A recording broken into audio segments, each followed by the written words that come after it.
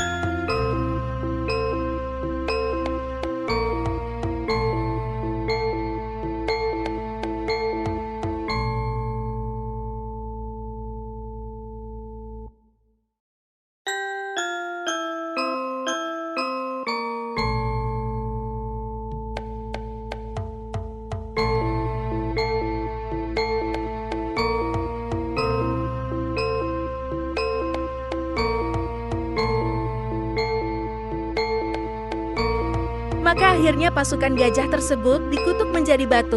Adapun tempat berubahnya pasukan gajah sekarang lebih dikenal dengan sebutan Watu Gajah. Adu kesaktian antara Gajah Mada dan Sunan Bejagung Lor masih berlanjut. Gajah Mada yang sebenarnya sudah geram dan merasa dipermainkan, langsung memoyak pohon kelapa hingga buahnya berjatuhan. Tetapi Kanjeng Sunan dengan santai justru melambai dan pohon kelapa tersebut seolah mengikuti perintah beliau. Lalu, Sunan Bejagung kemudian memetik buah kelapa tersebut dan memberikannya kepada Gajah Mada untuk diminum. Perang kesaktian tidak berhenti sampai di situ. Lagi, Gajah Mada menantang Kanjeng Sunan mengambil ikan di laut dalam kondisi hidup dengan kesaktian yang dimiliki. Gajah Mada menggunakan ilmunya untuk mendapatkan ikan. Tetapi yang dia dapat adalah ikan mati. Berbeda halnya dengan Sunan Bejagung Lor, ia bisa mengambil ikan di laut dengan bermodal daun waru dan timba yang berisi air, sehingga ikan tetap hidup sampai di darat.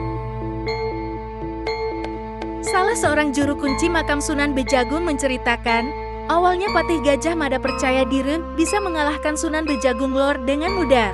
Tetapi nyatanya dia justru kalah dan harus bertekuk lutut.